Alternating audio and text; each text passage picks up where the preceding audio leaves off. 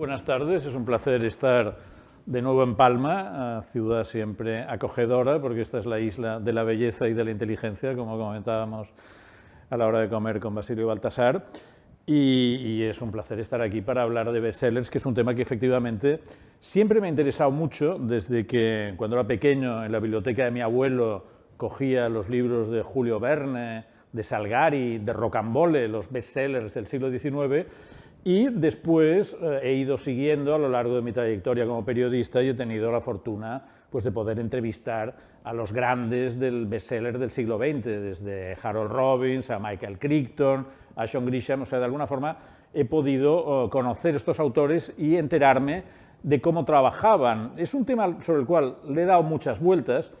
El título de este seminario, de este pequeño seminario, tiene un poco de trampa. La fórmula secreta del bestseller a priori no existe. A posteriori podemos intentar hacer algunas cábalas, y de hecho yo lo he hecho en este libro del que comentaba Pablo, el Código Bestseller, que es un canon del tema.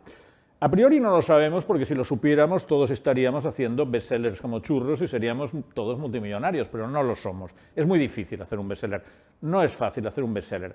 A posteriori sí que podemos coger la historia de los grandes bestsellers de los dos últimos siglos, que es lo que yo voy a intentar ahora, y intentar dilucidar un poquito por qué han tenido este éxito, por qué han funcionado. Les adelantaré dos cosas antes de entrar en materia. Los bestsellers o superventas lo son, primero, porque tocan inquietudes de la sociedad. No cualquier libro se convierte en un superventas. Para llegar a serlo, hay que dar en el clavo, hay que tocar un nervio sensible, algo que a la sociedad le preocupe, uno. Y segundo, hay que explicarlo de una forma que sea amena, que sea interesante, que capte el interés del lector. O sea, necesitamos, uno, identificar temáticas que tengan algún punto de fascinación, que tengan algún punto de conexión con la imaginación colectiva, y segundo, hacerlo también como para que una persona lo coja y empiece a girar sus páginas, A partir de aquí podemos discutir otros temas que son muy típicos. En ámbitos literarios y académicos durante mucho tiempo se ha dicho no, el bestseller es un libro comercial, el bestseller es un libro sin interés cultural. Bueno, esto es falso. Ahora yo les intentaré demostrar por qué esto no es cierto. Ni todos los bestsellers son comerciales, ni todos son carentes de interés cultural. Al contrario. Por otro lado, hay que diferenciar entre bestseller y longseller. Un bestseller es un libro que se vende mucho, pero se vende muy rápido, que muy rápidamente entra en las librerías, entra en el interés de los lectores, en el interés de los periodistas. Un longseller es un libro que también se vende mucho, pero a lo largo del tiempo. La poesía de Federico García Lorca se ha vendido muchísimo en España y en todo el mundo, pero se ha vendido de una forma muy gradual, muy paulatina. Los primeros poemarios de Federico García Lorca pudieron tener pues, una distribución de 1000 ejemplares, y si se vendían todos, estaba muy bien. Los primeros libros de Kafka, su editor, Kurt Wolf, le escribía diciendo: lamento, querido Kafka, que solo hemos vendido 300 ejemplares, pero nosotros mantendremos nuestro compromiso con usted porque creemos que su prosa es muy buena. Hoy día Kafka ha vendido, las obras de Kafka, millones de ejemplares. Kafka es un longseller como Federico García Lorca. Los libros que vamos a analizar hoy aquí, en distintas categorías, son bestsellers, son libros que han funcionado y que han funcionado muy rápidamente. Y voy a empezar intentando desmontar la hipótesis de que el bestseller es siempre un libro comercial o un libro entretenido. Muchos lectores van a las librerías y le dicen al librero: deme un bestseller, y se está refiriendo a un novelón de verano, ameno, en el que pasen muchas cosas. Bueno, eso configura una de las categorías de superventas, pero desde luego no la única, porque algunos de los libros que más se han vendido en los dos últimos siglos, y voy a hablar de los dos últimos siglos porque es a principios del siglo XIX cuando se produce la industrialización del mundo editorial, cuando las imprentas dejan de ser de madera y pasan a ser de hierro, cuando se hace la tirada con papel continuo, cuando las redes de distribución, a partir del establecimiento del ferrocarril, permiten que los libros lleguen a sitios muy lejanos. A partir del siglo XIX, la industria del libro se convierte en una gran potencia cultural europea y americana, y además, unido a la alfabetización creciente de los distintos países, sobre todo occidentales, eso permite que se creen lo que nosotros consideramos como bestseller. Y algunos de los bestsellers son los libros que mueven la conciencia de su tiempo. Y este es un caso. Este libro, La cabaña del tío Tom, ustedes seguro que les sonará, sea por el libro en sí, sea por las adaptaciones cinematográficas. Casi todos los grandes bestsellers han pasado muy rápidamente al teatro o al cine. La cabaña del tío Tom es una novela sobre la que los críticos no se ponen de acuerdo. Durante mucho tiempo se consideró que era una novela muy sentimentaloide y, por tanto, no era de calidad literaria. Hoy día se cree que es una novela de mujer, lo cual en estos momentos es un valor positivo, mientras que hace 50 años se veía como un valor, digamos, que le quitaba mérito. Es un libro femenino. Bueno, hoy es un libro de mujer, y es un libro muy comprometido, porque Harriet Beecher Stowe, que era la hija de un predicador progresista y antiesclavista en los Estados Unidos de mitad del siglo XIX, Harriet Beecher Stowe, en 1850, se siente conmovida porque se acaba de aprobar en el Congreso la Fugitive Slave Act, la ley del esclavo fugitivo, que hacía imposible que las familias acogieran a esclavos que habían huido. En Estados Unidos, en aquel momento, en todos los estados del sur, el esclavismo estaba garantizado y bendecido por ley. Muchos esclavos escapaban hacia los estados libres del norte y hacia Canadá, donde la esclavitud estaba prohibida. Había familias que los acogían. Eso se había convertido en una costumbre y, en cierto momento, el Congreso de Estados Unidos dice: esto no puede ser, las familias que acojan esclavos fugitivos serán penadas y pueden ir a la cárcel. Harriet Beecher Stowe decide reaccionar a esto con una novela que conmueva las conciencias de los americanos y explica la historia de la cabaña del tío Tom. Hay, digamos, una madre y un hijo que huyen de una plantación esclavista del sur hacia el norte, ¿no?, con una serie de vicisitudes. Hay muchas escenas de maltrato, de violencia sexual, todo muy tremendo. Y hay una figura, que es el tío Tom, que es un esclavo negro cristiano, bueno, que a diferencia de otros no quiere rebelarse. Entonces hay una cierta ambigüedad ideológica en todo su planteamiento y al final el mensaje, el lector tiene que elegir qué postura es la buena, el de los esclavos que plantan cara, se escapan y si hace falta recurren a la violencia para huir de esta situación tan injusta, o la del tío Tom, que es esta posición de estoicismo, de aguantarlo todo al final para acabar con muy mal destino, ¿no? La novela tiene un éxito brutal, vende 300.000 ejemplares en su primer año. Para que se hagan una idea, 300.000 ejemplares en estos momentos en España prácticamente solo los vende Arturo Pérez Reverte. O sea, es una cifra muy alta para el mercado editorial hoy. Imagínense en el año 1852. Y es una novela que tiene una gran influencia en la sociedad estadounidense, porque conciencia contra el tema del esclavismo. Y solo 10 años más tarde estalla la Guerra de Secesión Americana, en la cual los estados esclavistas del sur se enfrentan con los estados no esclavistas del norte. Y en cierto momento, Abraham Lincoln, el presidente del norte, el presidente que ha movido la guerra, que está decidido a acabar con la esclavitud, convoca en la Casa Blanca a Harriet Beecher Stowe y le dice: ¿así que es usted esa pequeña señora, porque era muy bajita, que ha desencadenado esta gran guerra? Háganse un poco la idea del poder que tuvo este bestseller en los Estados Unidos de esta época. Vayamos a otra novela comprometida. En estos momentos nos llegan ecos de guerra y de la otra parte de Europa, y discutimos hasta qué punto la guerra está justificada, hasta qué punto existe una guerra justa, o todas las guerras son injustas porque al final quienes mueren en ellas son los jóvenes por las decisiones de los viejos. Es un debate muy antiguo, pero estos días vuelve a estar de actualidad. Este debate lo planteó con una gran fuerza, es un libro que hoy día se puede leer estremeciéndose todavía.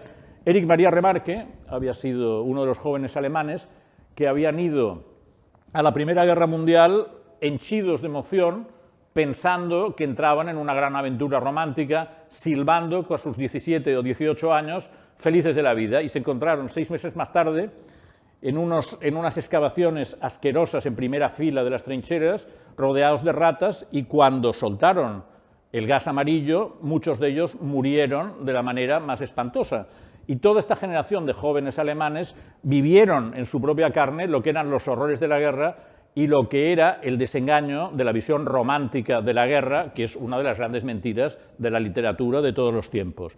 Bueno, Erich Maria Remarque escribe esta novela muy autobiográfica, una novela muy dura, muy buena, con mucho ritmo, y tiene un éxito fenomenal, circula por toda Europa, por Estados Unidos, se traduce, se hace una película, Hollywood compra los derechos, y cuando los nazis toman el poder en Alemania a fines de 1832 y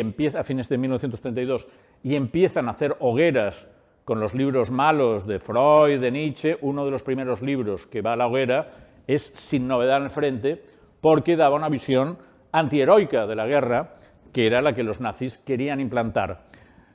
Erich Maria Remarque tiene la inteligencia de salir corriendo, se escapa, se va a Estados Unidos y pasa el resto de su vida en Los Ángeles, tiene idilios con varias actrices guapísimas de la época y se gana la vida como guionista en Hollywood, hizo varias películas, Tiempo de amar, tiempo de morir, con John Gavin, es uno de los grandes escritores del Hollywood clásico.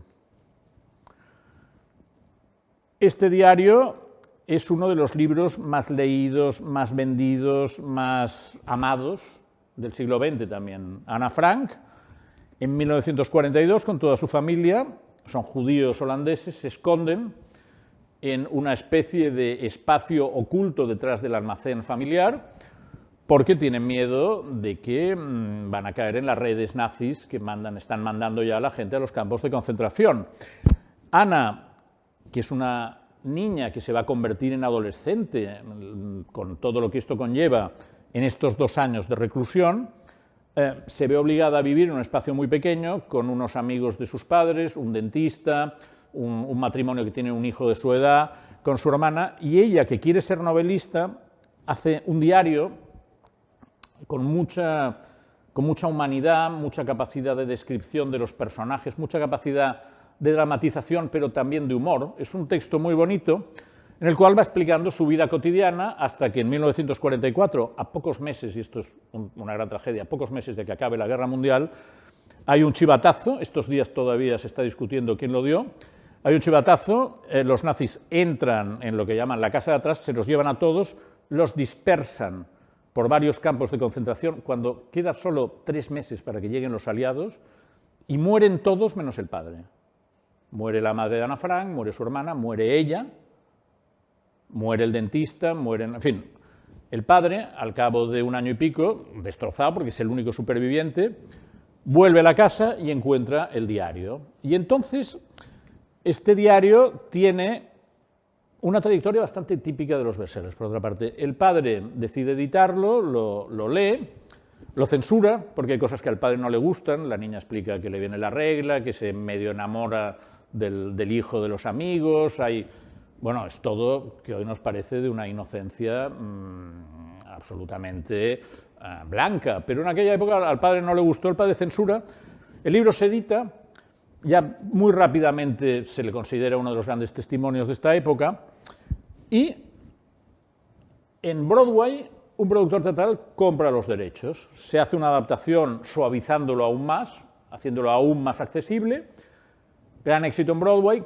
compran los derechos cinematográficos, aún se suaviza más, y la película barre y tiene este efecto boomerang que relanza el libro, que a su vez genera, con todos sus ingresos, genera un instituto Ana Frank en Ámsterdam que promueve las ediciones completas del diario, que hoy día ya puede leerse en versión no censurada. O sea, es un texto que acaba teniendo varias versiones y varias adaptaciones al teatro, al cine, etcétera, y que, por supuesto, conmueve la imaginación popular como una de las grandes muestras, uno de los grandes testimonios de lo que es la vida bajo dominio nazi, de lo que es un coming of age, ¿no? una entrada en la vida en estas circunstancias tan absolutamente peculiares. Actualmente es libro, además, de lectura recomendada en colegios y en institutos, pero es un libro, como varios de los bestsellers que veamos aquí, que están mucho más vivos que libros del canon literario muy famosos que hoy día no hay quien les hinque el diente, mientras que muchos de estos superventas que a veces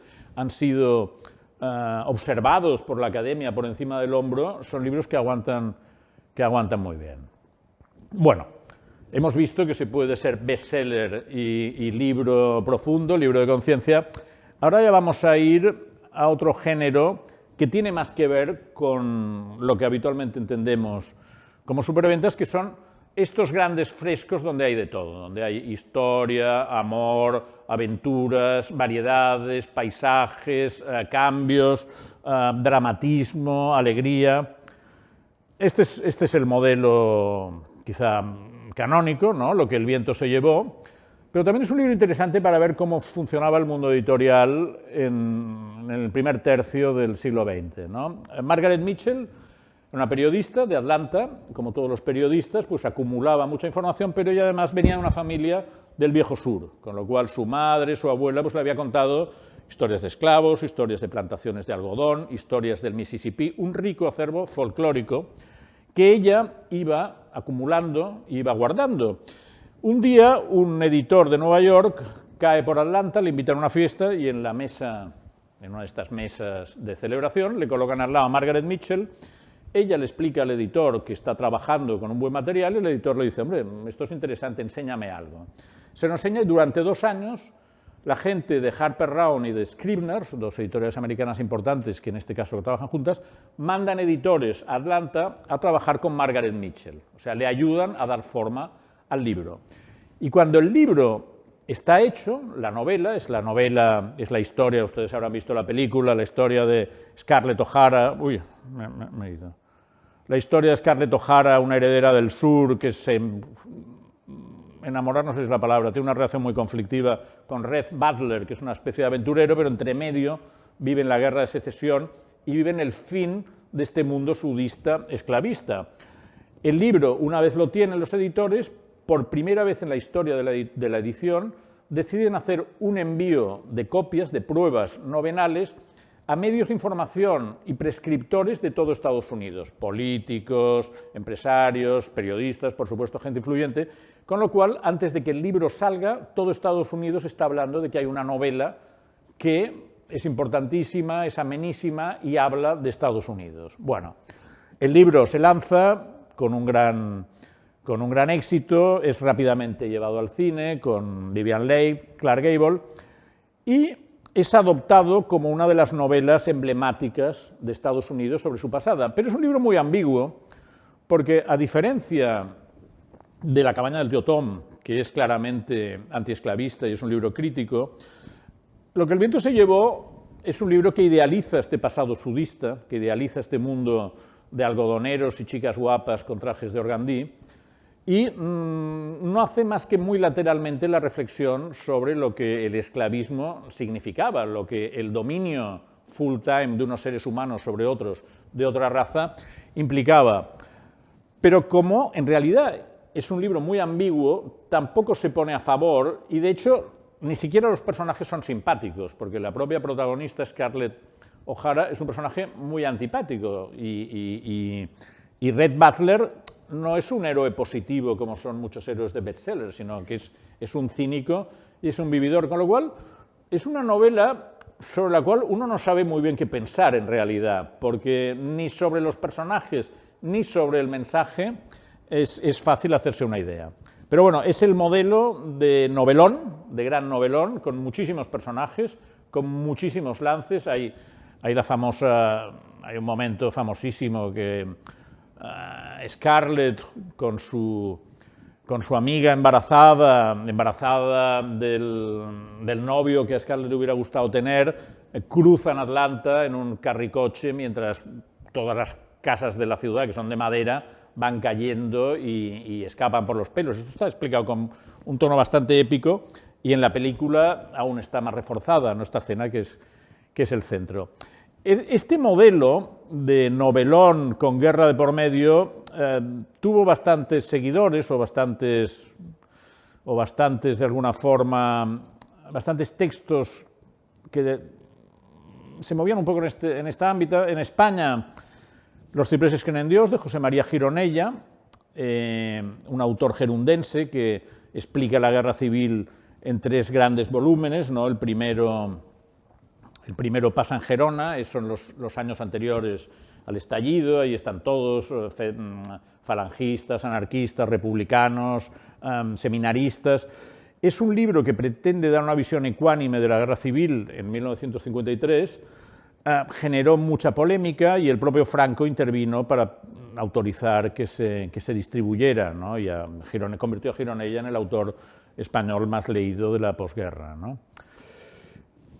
Este libro, a ver, Boris Pasternak está considerado un escritor de mucho mayor nivel literario que los 2 anteriores, que Margaret Mitchell o que José María Gironella, pero el esquema no es muy diferente. Es una historia de amor, el doctor Zivago es médico y poeta, está dividido entre 2 amores, entre Tania, que es su mujer, y Lara, que es una poetisa y una figura fascinante, y mientras el doctor se debate entre estos 2 amores, estalla la Revolución Rusa y todo el mundo se mueve, los leninistas colectivizan casas, mandan a la gente a Siberia y a los destinos más lejanos, y entonces, bueno, la novela explica a lo largo de cerca de 15 años el destino de una serie de personajes que ven su vida cambiada de una forma radical entre estas nieves tremendas del otro extremo de Europa. El libro tiene una historia editorial curiosa, se la sintetizaré, porque Pasternak tenía muy mala conciencia porque Stalin había asesinado, había mandado a Siberia a casi todos sus amigos, que eran grandes poetas de esta generación tan maravillosa de los años de la Revolución. Entonces, Stalin, a todos los que habían sido mínimamente críticos, pues los había sacado del mapa, pero por alguna razón a Stalin le gustaba Pasternak. Pasternak tenía mala conciencia y se pone a hacer esta novela un poco con una visión un poco crítica, quería decir lo que él pensaba de la Revolución Rusa, y pensaba que la editaría sin problemas porque era un favorito de Stalin. Pero él acaba la novela cuando Stalin se muere y en Estados Unidos y en Rusia empieza la desestalinización, con lo cual los editores del Estado le dicen que no se la van a publicar y que de momento se la guarde en el cajón. Se la guarda en el cajón, pero él ha trabajado mucho en la novela y quiere moverla. En ese momento, un editor italiano joven y ambicioso que se llamaba Carlo Feltrinelli había mandado a Moscú a un agente para que buscara cosas nuevas. El agente de Feltrinelli va a ver, si voy muy rápido y es muy embarullado, paradme y os lo explico más, pero sintetizo. El agente de Feltrinelli va a ver a Pasternak y Pasternak le dice, toma mi novela y si quieres la publicas. Feltrinelli, que era un comunista pero de la nueva izquierda, publica el libro. La primera versión aparece en italiano, en ruso tardaría 30 años en salir, y el libro funciona muy bien, pero generando muchísimas críticas porque en el mundo comunista europeo se consideró que era una traición a la Unión Soviética, que en aquel momento era un poco el modelo, ¿no? Con lo cual en la Unión Soviética se enfada mucho con Pasternak y están analizando qué castigo se le van a dar. En el mundo internacional empieza a circular que hay que proteger a Pasternak y la CIA mueve una campaña para que a Pasternak le den el Nobel con apoyo de distintos intelectuales europeos, cosa que se consigue. Le dan el premio Nobel a Pasternak, con lo cual él queda blindado y no le pueden hacer ningún gran castigo, aunque muere poco después. A la poetisa que había inspirado la figura de Lara, que en el cine incorporó Julie Christie, a esta sí que la castigaron y la mandaron a Siberia una temporadita, o sea que no salieron incólumes. Y en Rusia el libro no apareció hasta la época de la perestroika, hasta los años 80. Esta historia también tiene más fama literaria, también la publicó Feltrinelli, también tiene una historia interesante. Giuseppe Tommaso de Lampedusa era un noble siciliano, muy amante de las letras, que en los últimos años de su vida decidió escribir una novela un poco recapitulatoria sobre lo que él creía que era Sicilia, sobre lo que él creía que era la historia, y utilizó a un antepasado suyo, el príncipe Fabricio, que se supone que vive entre 1860 y 1862, en los años del Risorgimento, una historia de cambio de época, porque Italia está cambiando, se está produciendo la unidad italiana, y algunos nobles defienden el viejo orden, el orden austríaco, que eran los dueños de media Italia, y otros, como el sobrino del príncipe, que es Tancredi, que en la película inmediatamente era el guapísimo de entonces Alain Delon, Tancredi está con la gente de Garibaldi, que quieren dar un repaso, un cambio de época a Italia. Fabricio y su sobrino Tancredi discuten sobre todo esto, sale la famosa frase, es preciso que todo cambie para que todo siga igual, con la que Lampedusa quería decir que en Sicilia ya podían hacer revoluciones, que al final las cosas estaban como habían estado siempre. Lo que ocurre es que Lampedusa, después de hacer este gran esfuerzo, se muere. Se muere sin que su libro se haya publicado, porque él lo ha mandado a Einaudi, que es la gran editorial de la época, y en Einaudi su libro ha caído en manos de un lector y autor comunista que se llama Elio Vittorini. Y Vittorini lee el libro y dice, este es un libro clasista de un reaccionario, y Einaudi, que es una editorial progresista y moderna, esto no lo va a publicar. Le devuelven el libro a Lampedusa y posiblemente es una de las causas de su muerte rápida, porque el hombre queda muy decepcionado. Por suerte, unos meses más tarde, va a comer a casa de los Lampedusa, de la viuda Elena Croce, hija del gran Benedetto Croce, profesor de estética, lee el libro y dice, esto es una maravilla, y lo lleva a una editorial de la competencia. Se lo lleva a Feltrinelli, que era la que había publicado Doctor Zivago. Publican El gato pardo, y El gato pardo es un bestseller de la época llevado al cine rápidamente por Luchino Visconti.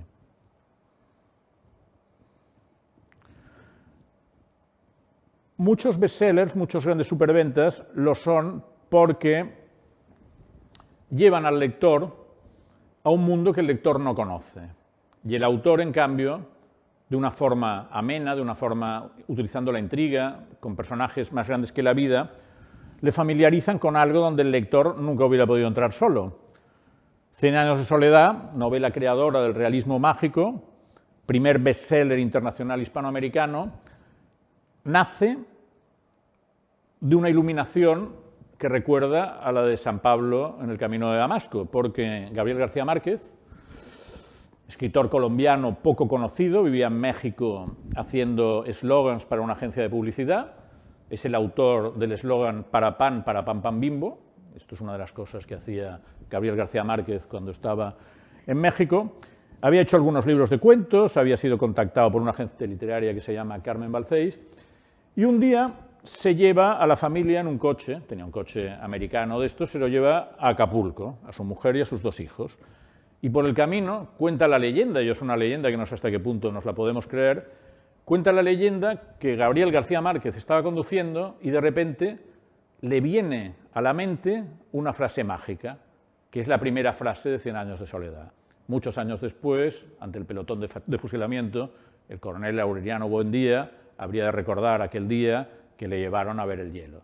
Gabriel García Márquez oye esta voz, para el coche y le dice a la familia, nos volvemos. Vuelve a Ciudad de México y su mujer le dice, oye, si lo tienes tan claro, él dice, he visto la novela, la tengo en la cabeza.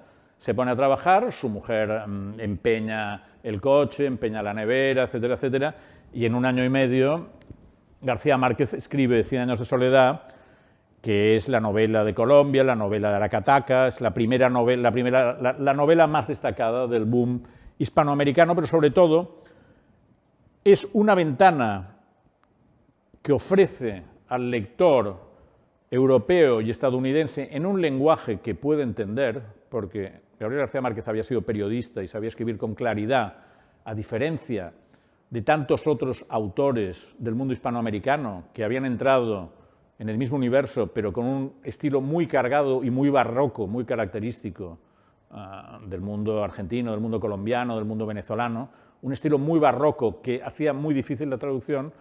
García Márquez utiliza un estilo muy claro, lírico, pero periodístico, que permite muy fácilmente la traducción, permite muy fácilmente la comunicación. Y entonces permite esta ventana al mundo rural colombiano, este mundo caracterizado por el realismo mágico, donde pasan cosas que son sorprendentes, pero que si estás allí dentro es el pan de cada día. Otro caso, Mario Puzo era un autor, era un periodista también. Muchos bestsellers vienen de periodistas, porque los periodistas tenemos, junto a muchísimos defectos, tenemos dos virtudes, que es que nos obligan a escribir con claridad y que entregamos a tiempo, porque si no nos despiden, ¿no? Mario Puzo era un periodista de ascendencia italiana, ¿no?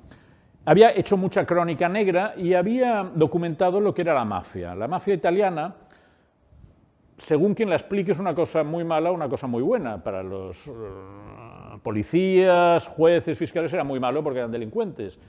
Para mucho emigrante italiano de abajo de todo, que les habían pasado canutas, eran unas estructuras de protección de los débiles, ¿no?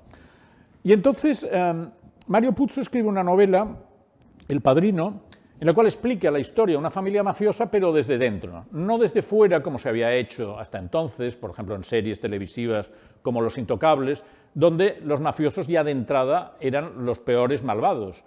Mario Puzo no, Mario Puzo se mete dentro de la familia mafiosa y la cuenta como una familia normal, que comen sus espaguetis, que tienen sus trifulcas y que luego además pues matan gente y hacen sus negocios, ¿no? Entonces esto es un giro copernicano en la visión estadounidense de lo que era la mafia italiana, que tiene muchísima influencia y llega hasta nuestros días, llega hasta Los Soprano, todas las series de mafiosos nacen del Padrino, que inspira la famosa película, la famosa trilogía de Francis Ford Coppola, que estos días cumple 50 años, y es una novela de muchísima influencia, ¿no? La novela de los Corleone. El propio Puzo, y esto pasa a veces, era como un personaje de sus novelas, era un ludópata, bebedor y crápula, que todo lo que ganaba se lo gastaba a la misma velocidad y por eso se veía obligado a escribir y hacer guiones a gran velocidad. Este durante mucho tiempo, ahora está un poco olvidado, pero este fue Alberto Vázquez Figueroa, era como el equivalente español de los autores de bestsellers americanos. Hacía novelas de aventuras, novelas de personajes, novelas de paisajes. Él había viajado mucho, tenía experiencia personal, había vivido en el Sáhara, y en el año 81, después de haber vivido en Venezuela, donde le había ido primero muy bien, luego muy mal, viene a España, y en 2 o 3 semanas escribe Tuareg, que es una historia de los hombres azules del desierto, en un momento también de gran cambio social, porque en Argelia han implantado un gobierno socialista, porque por primera vez a los tuaregs les están fiscalizando, eran gente que estaban acostumbrados a no rendir cuentas, que iban con sus camellos. Bien, es una ventana. Alberto Vázquez Figueroa permite al lector entrar en este mundo oculto, difícil, sobre el que apenas había testimonios de los tuaregs, y lo que da valor a la novela es que él tiene experiencia, él ha ido en camello con estos tuaregs y lo que nos está contando es genuino, ¿no? No es, o sea, su éxito no es casual. El lector ve muy rápidamente cuando se le está hablando de una experiencia genuina o cuando se le está hablando de una experiencia impostada. Los buenos bestsellers hablan de experiencias genuinas, el autor sabe de qué está hablando. Intriga, el género detectivesco, policíaco, es uno de los reyes del bestseller. Tenemos a Sherlock Holmes, tenemos a Agatha Christie, tenemos en nuestro tiempo, por ejemplo, a Chacal de Frederick Forsyth, que es una vuelta de tuerca porque nos plantea una cosa que sabemos que no ha funcionado, ¿no?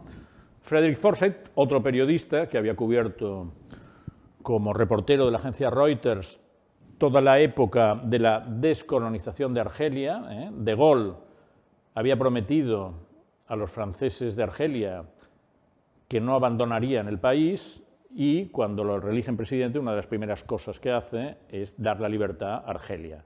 Con lo cual hay en el mundo de la Argelia francesa una gran decepción. Se crea la OAS, una organización secreta, que deciden matar a De Gaulle como castigo por su apoyo a la independencia argelina. Y entonces esta novela explica cómo un asesino profesional, contratado por la OAS, entra en Francia dispuesto a matar a De Gaulle el día de la celebración del armisticio. Entonces, nosotros, el lector sabe que De Gaulle no murió en un atentado, porque De Gaulle murió en la cama después del año 68, que le obligó a ceder la presidencia, etc. Entonces, Frederick Forsyth es tan gran narrador que, a pesar de que sabemos que a De Gaulle no lo mataron, nos está explicando toda la historia de este asesino, cómo entra por la frontera suiza y va desplazándose por Francia camino de París, donde va a haber este desfile, donde De Gaulle estará, digamos, a tiro de escopeta, y cómo la policía francesa le cerca, porque se entera hoy cómo este asesino chacal va salvando todas las pruebas, ¿no? Y lo leemos con verdadera pasión, porque es una novela interesantísima, a pesar de que de entrada ya sabemos cómo acaba, y es que Chacal no podrá matar a De Gaulle. Hay temas que funcionan muy bien y que se van reciclando y que siguen funcionando.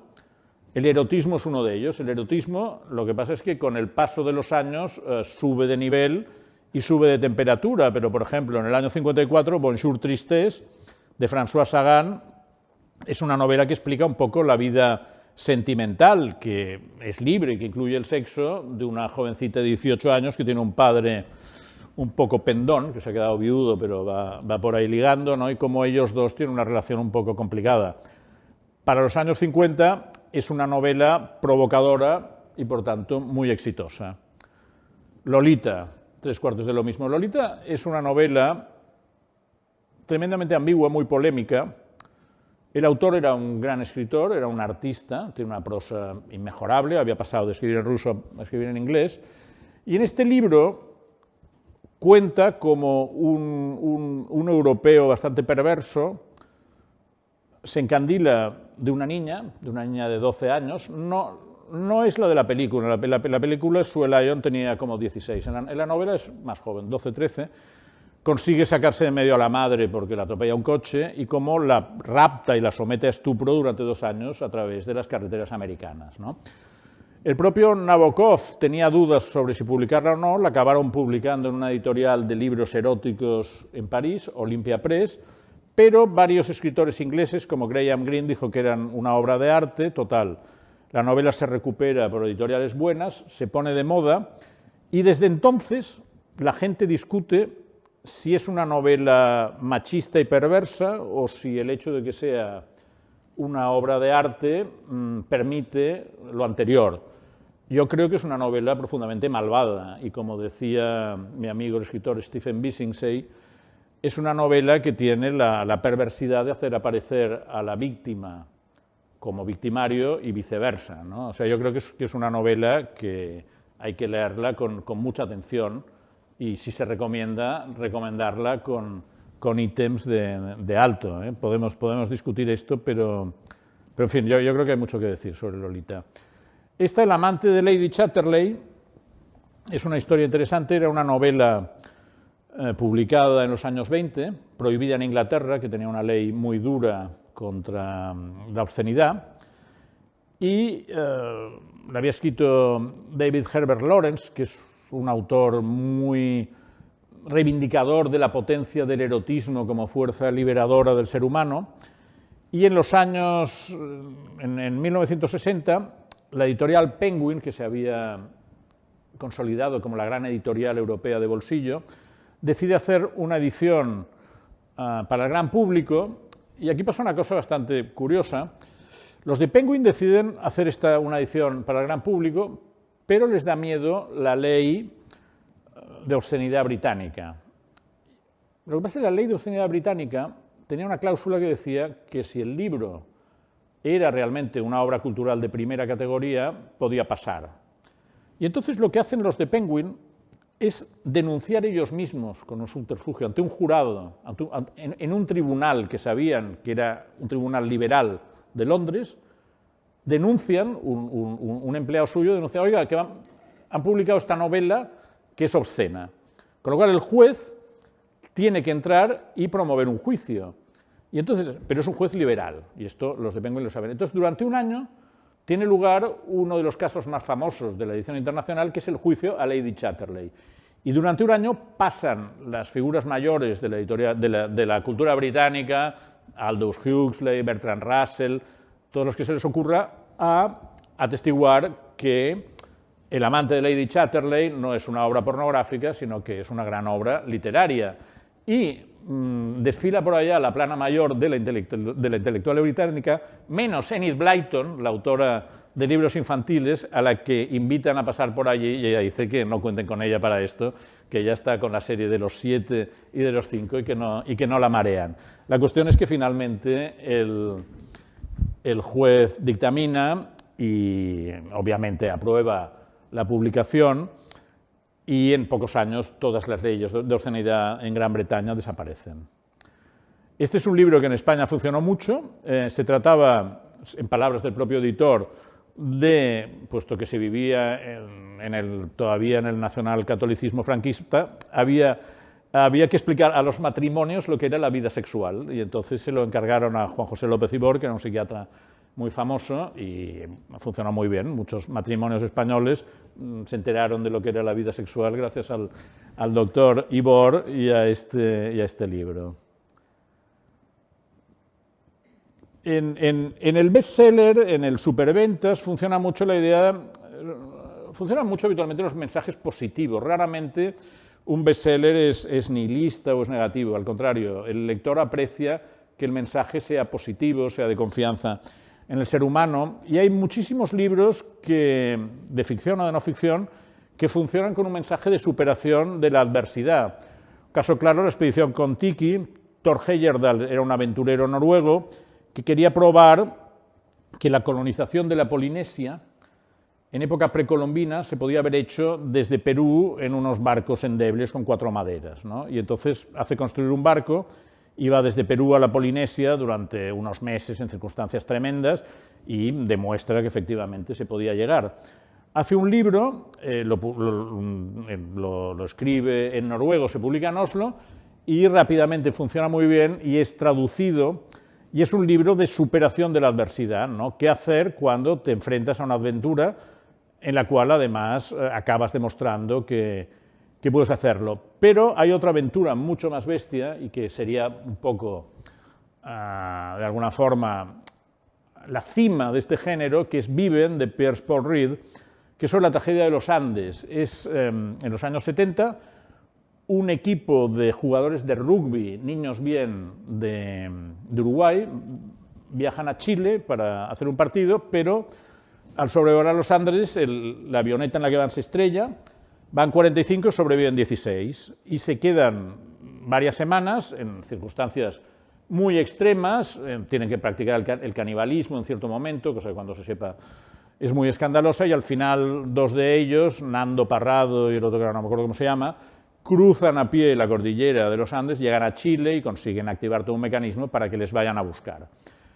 Les van a buscar, circula la noticia de que les han rescatado, y cuando en la rueda de prensa ellos explican que han practicado el canibalismo con los muertos, se monta un follón fenomenal, pero todos son niños bien católicos, intervienen los obispos de Uruguay y de Chile para decir que en estos casos es tolerable y es legítimo que lo hayan hecho. Bueno, es una historia que tiene mucha pegada en su momento, y la editorial americana decide reunir a los 16 supervivientes en un hotel y contratar a un escritor para que ponga en solfa un poco su historia. Entonces contratan a varios que no funcionan y al final van a ver a Piers Paul Reed, porque los chicos dicen que quieren, chicos y chicas, dicen que quieren a un escritor católico porque su peripecia no se entiende sin su fe. O sea, si no hubieran tenido esa fe, no hubieran aguantado en circunstancias tan duras, y por tanto creen que solo un escritor que comparta esto lo puede hacer. Piers Paul Reed, que es un gran autor de no ficción, murió hace tiempo, pero realmente es un autor periodista muy bueno, los reúne, le saca toda la salsa, todas sus historias, y hace este libro, que es un gran clásico. Es un libro que está muy bien, es muy recomendable. Lo que pasa es que en los años posteriores han salido como 17 versiones más de cada uno de los integrantes. Es una historia que ha dado muchísimo de sí. Un género que funciona mucho, que da muchos bestsellers, es la fábula y la visión filosófica o pseudofilosófica, poética o pseudopoética, muchas veces tiene que ver con el cielo. El modelo emblemático es El Principito, de Saint-Exupéry, un soldado y aviador que en plena guerra mundial se instala en Nueva York y hace esta historia de un principito que ha caído de un asteroide y tiene una serie de encuentros con figuras, con un león, con un rey, con una serie de figuras emblemáticas, y a través de esto se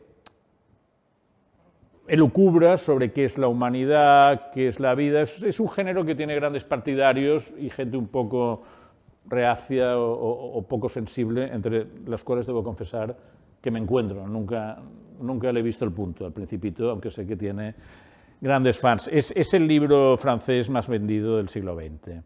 Y tiene seguidores como, si el Principito me cuesta, directamente me horripila, como Juan Salvador Gaviota, que es un Principito de la época hippie.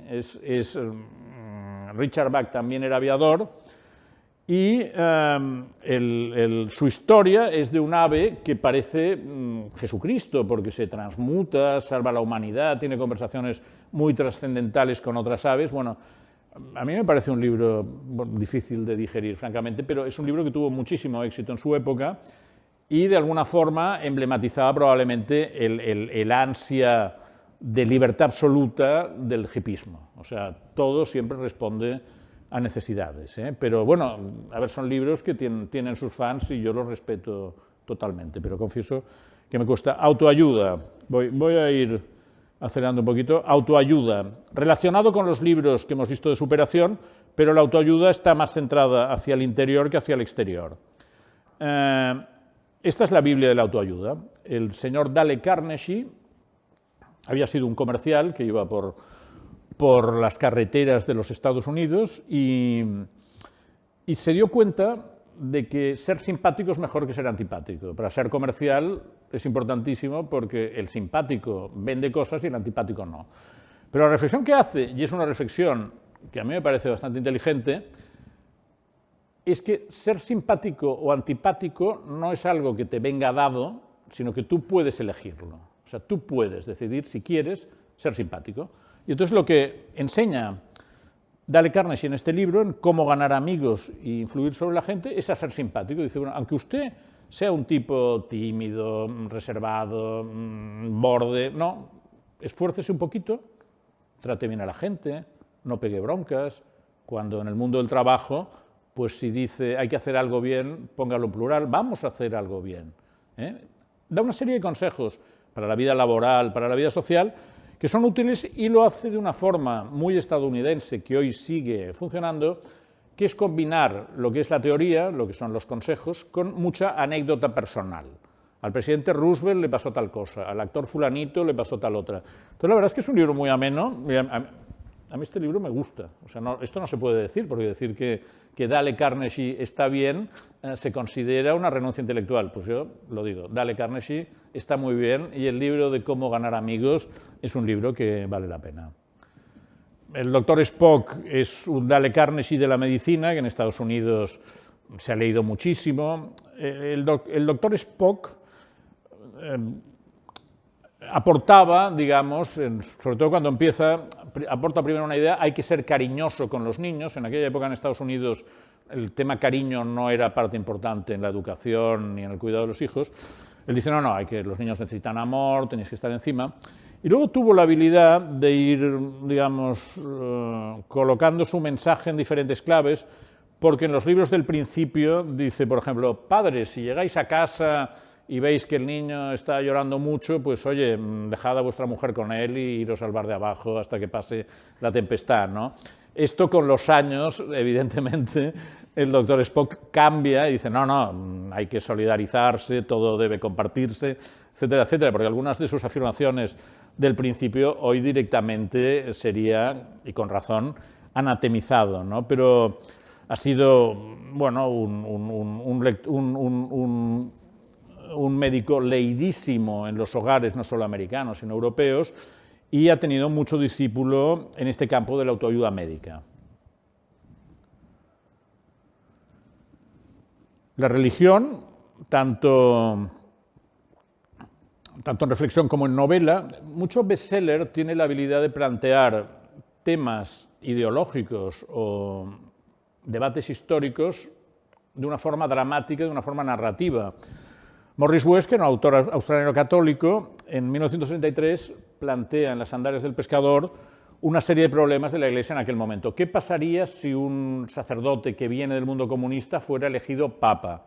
¿Qué pasaría si las teorías de Teilhard de Chardin, las teorías evolucionistas, son aceptadas? En fin, plantea todas estas cuestiones en este libro, el más vendido del 63, rápidamente convertido en película, en el cual Anthony Quinn interpreta al Papa que viene del Este y que anticipa, y de alguna manera anuncia, la figura de Karol Wojtyla, que hace exactamente lo que hace el Papa de Morris West. O sea, ha venido del Este y ha tenido una oposición activa contra la dictadura comunista de su país y luego ha contribuido a luchar contra ella.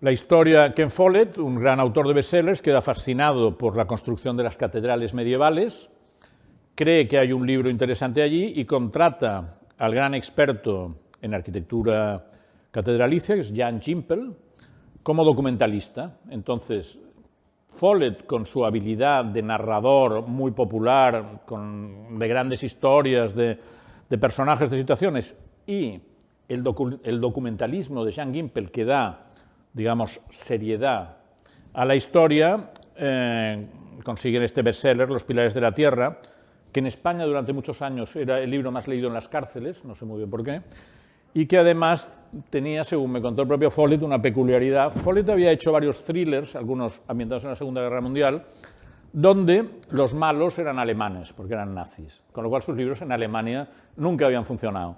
Y de repente, Los Pilares de la Tierra, donde no sale ningún alemán ni ningún nazi, porque pasa en la Edad Media, solo en Inglaterra, se convierte en un gran bestseller en Alemania y le convierte a Follett ya no solo en un autor de éxito británico, sino en un autor global. Y llegamos, y ahora sí, ya estoy acabando, entre 1998 y el 2008, más o menos, pasa una cosa que es que el mundo del bestseller llega a su cima absoluta con unas cifras que luego ya no se han vuelto a ver. Y eso pasa por varias razones. Series como Harry Potter, que quizá es la más clara, llega a vender 400 millones de ejemplares. Eso es una locura. Es una locura. Pero eso pasa. Hay un momento en que 3 libros diferentes de Harry Potter están en la lista de libros más vendidos de New York Times. Y eso pasa porque en esa época coincide una gran expansión de la industria editorial, ayudada por las ventajas de la nueva tecnología de Internet a la hora de hacer promoción, a la hora de encargar libros a distancia, etcétera, etcétera, pero, en cambio, sin sufrir, digamos, la parte negativa que Internet arroja sobre el mundo del libro, que es la desmaterialización, que es que mucha gente se pasa a leer en otros formatos, que son más económicos, etcétera, etcétera. Y luego, en 2008, llega la crisis económica, con lo cual mucha gente deja de comprar libros. Por tanto, lo que ocurre en esta época, digamos que pasa de ser bestseller a ser megaseller, porque, insisto, una cifra como 400 millones de ejemplares es una locura. Bueno, es algo que es el momento más alto de la industria del bestseller y es una edad dorada, ¿no? El caso de Harry Potter, ¿cómo conecta Harry Potter? Yo les decía que los bestsellers conectan con la sociedad, conectan con las inquietudes. Bueno, Harry Potter sale en la época de Tony Blair. Ustedes, no les explico qué es Harry Potter, pero todos lo saben. Harry Potter aparece en la etapa de Tony Blair, que está lanzando una especie de revolución conservadora en Inglaterra. La idea de que la sociedad británica tiene que ser a la vez lo más moderno y lo más tradicional, lo más fiero de sus tradiciones. Y el personaje de Harry Potter, que va a este castillo de Hogwarts, que enlaza con la materia de Bretaña, que enlaza con toda la gran tradición de la literatura fantástica británica, lo que Ian Broome ha llamado anglomanía, es a la vez este mundo proyectivo de cosas fantásticas, de cosas de futuro, que es hacia donde el mundo de Blair quiere encaminarse, ¿no? Está claro que Harry Potter es uno de estos bestsellers imprevistos, o sea, no nace de una fórmula, nace de una señora que tiene una idea, la escribe, la lleva a una editorial pequeñita y el libro se dispara por sí solo porque ha tocado, ha conectado, ¿no? En España, otro bestseller imprevisto, Soldado de Salamina, de Javier Cercas, una mirada a la guerra civil desde la perspectiva de los nietos, ¿no? La guerra civil la habían escrito los protagonistas de la contienda, luego en los años 60, 70, sobre todo, los niños de la guerra, la generación de Juan Goytisolo, de Carmen Martín Gaite. Cercas da una mirada de tercera generación y abre todo este periodo de debate sobre la memoria histórica que los sucesivos gobiernos han tenido que ir, de alguna forma, articulando desde entonces, ¿no? Es, de alguna forma, la anticipación literaria a un debate que socialmente se plantearía sobre todo a partir de la época de Rodríguez Zapatero. La sombra del viento de Carlos Ruiz Zafón, que fue un gran y querido amigo mío,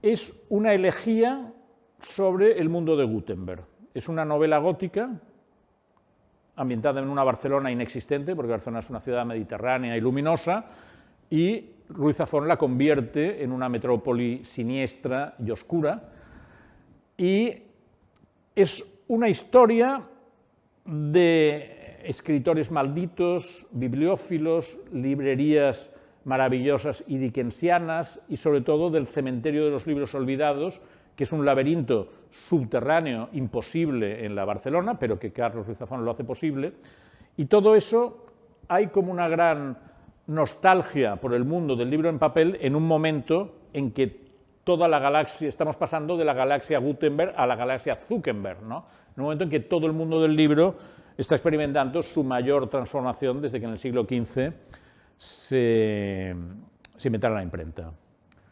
Código da Vinci es una historia, es un thriller simbólico llevado por un protagonista que se llama Robert Langdon, que es un profesor de simbología, y todo esto no es baladí. Dan Brown, a su vez, es muy interesado en temas de simbolismo, especula con la idea del linaje de Cristo. ¿Qué pasaría si Jesús hubiera tenido una relación con María Magdalena y de esa relación sale una línea genealógica que llega hasta nuestros días?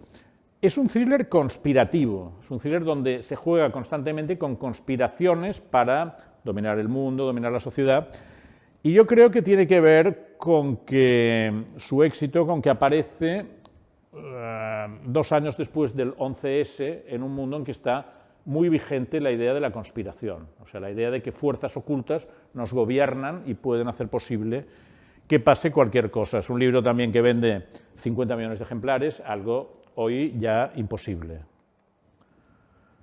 Trilogía Millennium es una historia de periodismo, de corrupción escandinava que pone sobre la mesa el tema del noir, el noir nórdico, lo pone de moda, salen muchas. Y entramos en, digamos, la última fase, la década que acabamos de dejar atrás. Sombras de Grey es una adaptación de la novela sentimental de toda la vida a lo corintellado al mundo actual, con notas un poco sadomaso light. Se supone que es un libro que empieza a venderse como ebook porque muchas señoras preferían que no se viera que lo estaba leyendo. Esto es una de las leyendas urbanas, es machista el enunciado de lo que les voy a decir, pero se dijo que muchas señoras normales y corrientes y tal, y no presumiblemente lectoras de contenido, digamos, cargado, lo leían en el ebook porque así no se veía la portada del libro. Lo cierto es que enseguida el libro se hizo en papel y con portadas, digamos, vistosas, y estaba en autobuses, piscinas, y estaba en todos lados. La chica del tren, uno de los últimos thrillers que inaugura la tendencia del domestic noir, que es el thriller de ambientación doméstica, donde una mujer preferiblemente está sometida a presiones muy fuertes, y la narradora, que habla en primera persona, es una voz no fiable. Sabemos que lo que nos está contando no responde del todo a la verdad y tenemos que hacernos un poco una idea de cuál es la trama. Y para acabar, y volviendo a la idea de que no necesariamente los superventas son libros ligeros, Sapiens, de Yuval Noah Harari. Este hombre es el ensayista, es el autor de no ficción más vendido en todo el mundo en estos momentos, es un historiador israelí que reescribió un poco la historia de la evolución humana y lo que especuló lo que hubiera pasado si en vez de Sapiens hubieran sido los cromañones los que se hubieran impuesto. Y ha tenido un gran éxito, es un autor muy prescriptor que tras haber reflexionado sobre el pasado humano actualmente lo está haciendo sobre el futuro, sobre qué ocurrirá con la inteligencia artificial, sobre qué ocurrirá con los desarrollos sociales, etcétera, etcétera. De alguna forma, Yuval Noah Harari, gran bestseller actual de la no ficción, es como un consultor internacional para grandes masas, para grandes sectores de público, y, insisto, demuestra que un bestseller puede ser un libro de reflexión seria. Y yo creo que aquí acaba un poco nuestra trayectoria, sintetizando. Bestsellers. Si son bestsellers buenos, si son los que abren tendencias, son bestsellers que parten de una idea original, que parten de una idea novedosa, que la explica de una forma amena, dosificando muy bien la narración, si son novelas introduciendo intrigas. Son libros habitualmente con mensajes positivos, superación personal, el ser humano puede llevar a cabo sus propósitos. Son libros con lenguaje claro, ya les he dicho, muchísimos de estos los han escrito periodistas. El barroquismo, el exceso de atención a la forma penaliza en este sentido. Y son libros que conectan con la imaginación de la sociedad, con los problemas que tiene la sociedad y tienen la habilidad de replantearlos y de ofrecer posibles salidas o posibles, digamos, soluciones alternativas a un público muy amplio. Hay géneros que fomentan, digamos, el modelo de los superventas porque intensifican las situaciones, no he entrado en todos ellos, pero las novelas, no solo de policías, las novelas de abogados, las novelas de médicos, el género médico es muy bueno, da mucho de sí, porque son historias donde está lo más intenso del ser humano, la vida, la muerte, la enfermedad, el amor. Y un poco con estos mimbres podemos, insisto, a posteriori, ver por qué funciona un bestseller. A priori no sabría decir la fórmula porque si la tuviera estaría quizá aquí también, pero disfrutando de mi quinta residencia en las Bahamas gracias al bestseller o a los bestsellers que habría hecho, o quizá en Mallorca, ¿por qué no? Y si quieren, yo creo que tenemos 10 minutos para hablar sobre lo aquí expuesto.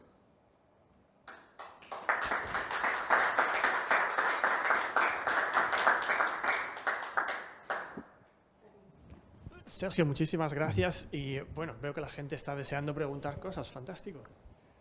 Bueno, me he emocionado cuando he visto La cabaña del tío Tom, porque fue de las primeras cosas que leí gracias a una colección que se titulaba Clásicos Ilustrados, de principios de los años 50, que hacía la colección un hermano mío un poco mayor, y gracias a esto pues fue el primer contacto pues con los clásicos, o sea, Walter Scott, Stevenson, en fin, bueno, todo esto. He visto que ahora hay un revival de los cómics. Sí. Y me gustaría saber si estos cómics, que los veo un poco lejanos porque me parece que son de aventuras y tal, o sea, también tienen un lugar para los clásicos que sería muy interesante para nuestros jóvenes. Solamente esto. Bueno, muchas gracias. Yo también leí todos estos clásicos ilustrados que estaban muy bien. Habían los que yo leí, que eran los de Editorial Bruguera, no sé si son los de usted. Creo que venían de, no sé si de Buenos Aires o algo así, no sé. En Buenos Aires había, pero en España en cierto momento se hacen. Eran libros estupendos porque realmente facilitaban mucho el acceso a los niños de obras que eran clásicas. Muchas de estas obras clásicas habían sido bestsellers en su tiempo porque las que se ponían en manos de los niños eran las más exitosas. Stevenson había sido un gran bestseller. Yo creo que la literatura infantil y juvenil actual descuida bastante esta fase. A mí sigo un poco la actualidad y veo que esto que había tenido mucho éxito siempre, que eran las adaptaciones para niños de grandes obras literarias, en estos momentos está un poco de capa caída y pienso que es una pena y que habría que revivarlo porque es un gran elemento de difusión de la literatura y de formación de los niños, porque si tú de pequeño ya te llega el Quijote, la Odisea, Dickens, y te entra como una cosa natural, yo creo que esto te da un cierto sentido de los valores literarios, porque además, como decía Borges, si tú vas a una representación de Shakespeare, aunque sea una versión mala, con actores malos, cortada y tal, algo te queda. Y yo creo que con Dickens, con Edmundo D'Amici, Corazón, con todos estos libros, algo te quedaba.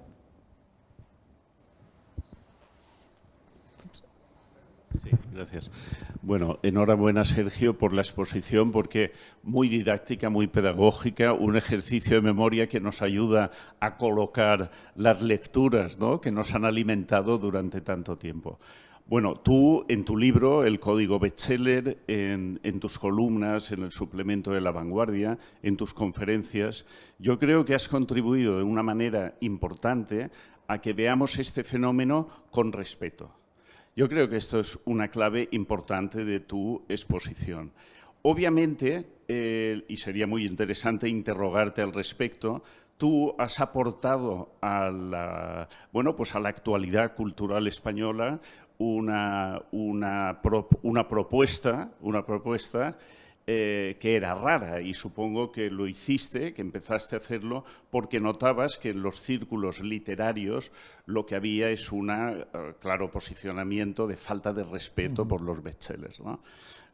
Yo no creo que lo compartimos, que tengamos que clasificar la literatura como una estratificación jerárquica, ¿no?, de lo excelente a lo pésimo, sino más bien como un abanico, ¿no?, como un abanico en donde podemos tener una visión panorámica de todas las modalidades literarias, ¿no? Y ahí, obviamente, pues el gusto personal, la elección, decide, ¿no?, lo que uno quiere o aquello con lo que se identifica. Yo creo que aquí falta una pieza que nos daría pie a continuar en tu reflexión, ¿no? Y es muy significativa, porque el hecho de que un filósofo, un pensador italiano, un semiólogo fuera hermético, difícil y casi inaccesible para el gran público, fuera el autor del Nombre de la Rosa, ¿no? Bueno, nos permite juntar esos dos polos, esos dos extremos, con una novela muy notable, por otro lado. Pero después de toda esta, digamos, presentación, yo creo que la incógnita sigue abierta, es decir, ¿dónde y de qué manera identificamos la calidad? No la eficiencia narrativa de determinadas historias, de imaginación o de no ficción, como se llama, sino de qué manera podemos ayudar a discernir. Es decir, no a descartar, pero sí a discernir. Y tú me has dado la clave, no la había encontrado yo todavía. Y esta clave está en el Código Penal de la Gran Bretaña. Es decir, aquellas novelas que han sido escritas con voluntad artística merecen ser consideradas literariamente estupendas. O sea que voy a retener eso porque me parece muy notable. Claro, gracias, Basilio. Es que yo creo que aquí hay dos cosas diferentes que hay que tener en cuenta, y las dos son respetables y podemos pasar de una y otra. O sea, por un lado tenemos lo que se llama el arte de la novela o el arte de la escritura, que implica una atención formal a la belleza de la construcción lingüística, a la creación de estructuras que son novedosas, un poco al perfeccionamiento y a la excelencia en cuanto a lo que es la escritura propiamente dicha. Y por otro lado tenemos lo que es el poder de la narración. Entonces, pueden estar juntos, y a veces están, yo creo que 100 años de soledad lo demuestra, algunas cosas, o pueden no estarlo. Hay grandes narradores que no son lo que consideramos buenos escritores, pero son grandes narradores porque nos llevan a un mundo impresionante de historias, de imaginación. Son dos cosas que a veces coinciden y a veces no. Entonces, yo creo que hay que ver. Yo he escrito este libro porque pienso que la parte de los grandes narradores estaba desatendida, la parte del arte de la novela está atendidísima en departamentos universitarios, en estudios, en ensayos, etc. En cuanto a lo que me dices de El nombre de la rosa, es un libro fundamental, yo lo abordo en Código Bestseller, es un libro fundamental porque es el libro que de alguna forma da permiso a los escritores a entrar en el género, cosa que hasta entonces estaba prohibido. O sea, hasta Umberto Eco, a Simenón se le consideraba algo parecido a un buen escritor. Todos los demás escritores policíacos no eran considerados, se les consideraba subgénero o género. Cuando Umberto Eco decide combinar toda su sabiduría en teología y en historia medieval, a la que había dedicado su tesis, y combinarla con una estructura a los Sherlock Holmes, hace un giro brutal en lo que es la visión, la valoración de la narrativa en Europa. Yo creo que hace una entrada en lo que es ya el mundo de la posmodernidad y abre de par en par las puertas para que centenares de escritores entren en eso, y a raíz de este gesto de Umberto Eco son muchísimos los escritores de prestigio literario que dicen, bueno, puedo jugar con el thriller, puedo jugar con la novela histórica, puedo. Es un libro fundamental, es un libro fundamental y, bueno, quizá la próxima vez que dé una conferencia lo incluiré, pero insisto, en mi libro está, y la importancia de Eco en este debate es tremenda. Muchísimas gracias por la magnífica conferencia. Ha sido muy, muy interesante, pues, descubrir diferentes motivos por los que un libro puede llegar a ser un bestseller, y me interesa qué lugar tiene un bestseller dentro de la carrera de un escritor. Por ejemplo, en el caso de J.K. Rowling, si no me equivoco, era su primer libro y fue un bestseller, lo cual ya desencadenó que el resto de sus libros fuesen también bestsellers. Quizás puede haber como un efecto retroactivo en el cual alguien que era relativamente desconocido publica un libro que se convierte en un bestseller y esto hace que libros anteriores también lo sean después, o no es frecuente.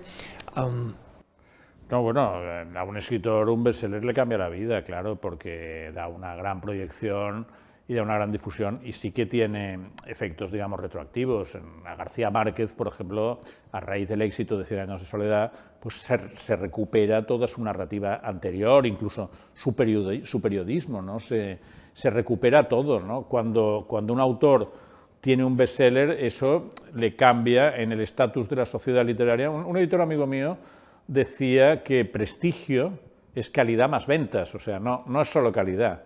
En el mundo literario, prestigio es calidad y también una cierta difusión, ¿no? Y, por ejemplo, el tema del bestseller es en sí mismo un talismán para la industria de los editores, porque todos los editores necesitan libros que hagan que sus cuentas cuadran. Un escritor no sujeto a sospecha, como era Juan Goytisolo, decía, yo estoy a favor de los bestsellers porque gracias a los bestsellers en mi editorial publican mis libros que muchas veces son muy anticomerciales, ¿no? Entonces, bueno, esta es una de las partes del mercado del libro. Muchos sellos necesitan tener 2 o 3 libros al año que les funcionen muy bien para publicar otros que son apuestas, que son más difíciles, que costarán más, etcétera, etcétera. Entonces, este es un equilibrio que hay que ir manteniendo, insisto, sin que esto implique que el bestseller sea malo, que también puede serlo, ¿eh? Hay muchos libros que se han vendido y son bastante malos, pero a mí lo que me interesa son los bestsellers que abren tendencias, que explican algo nuevo, que aportan, digamos, visiones que son novedosas y son interesantes.